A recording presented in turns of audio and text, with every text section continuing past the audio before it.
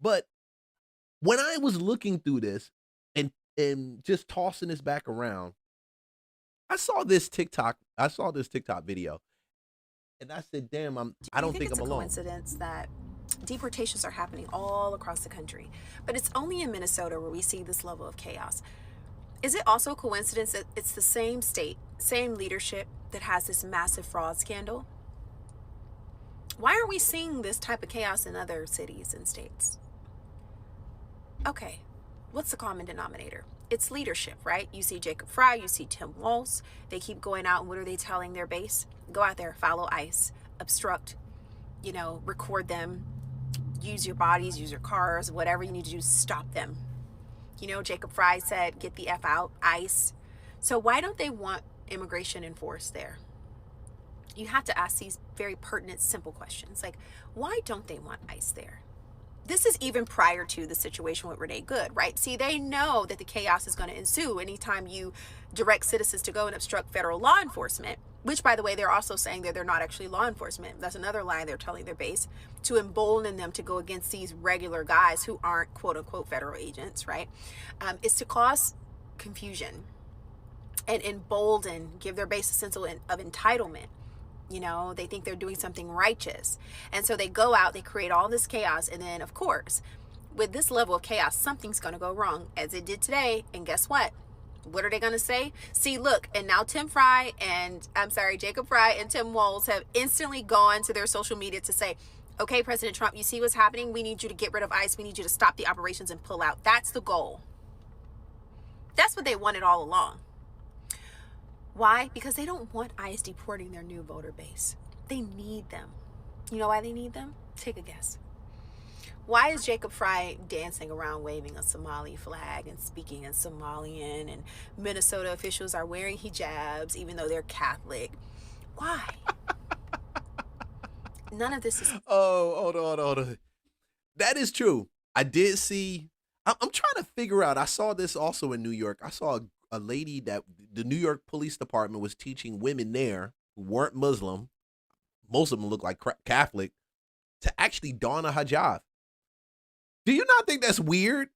Like, why do you have to wear an hijab? See, if you go to certain Muslim countries, not certain, a lot of Muslim countries, women have to wear an hijab. Why would you want to do that to make them feel comfortable? You're in the West. You're supposed to conform to our society. We don't conform to your society. We got pizza. We got spaghetti. We got hamburgers. Damn.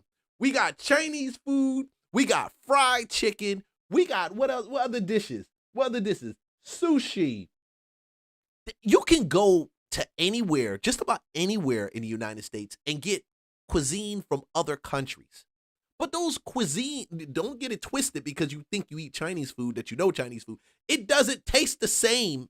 They do it and they change the taste bud setting for the Western culture. That's what I'm saying. They have to change to fit the Western culture. Our taste buds aren't the same. We're not tasting their actual cuisine. Very few places is that true. Very few. But you guys will practice, but they will con a lot of people into believing you got to don a hijab. You got to put this on. Why do you always need something brand new, something innovative? Why can't you just be you and just accept the culture and the identity that God has blessed you with and be proud with it? And I'm not saying, but do you even know what the purpose of a hijab is? They don't know.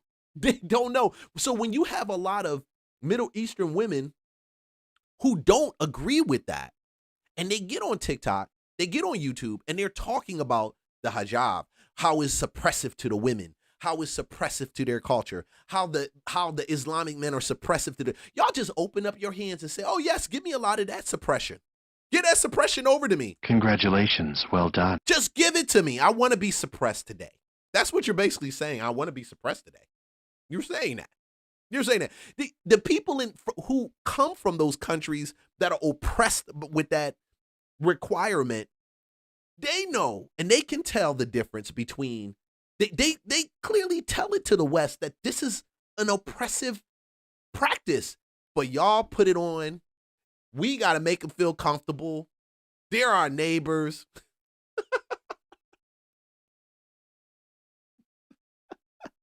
A lot of people forgot 9/11. They totally forgot about 9/11. And it's not to say that any Islamic person, all of them, that's not what I'm saying. What I am saying, okay, is that not too much has changed since then when it comes to the Islamic faith. It's just a different way of taking the people out. Financially, you're just going to do suicide bombs, or you're going to infiltrate the culture and then use their same freedoms against them. So, I don't know. I'm done. Coincidence. They need to keep the illegals here. And so they have rallied their base for their own political gain. And they're hoping that it'll turn the public so far against ICE that they'll get what they want, which is to have ICE removed so that they can allow the criminality to continue, because allegedly they're implicated and included in that. That's the real tea. I think she just nailed it right there. That is the tea. Hey, man.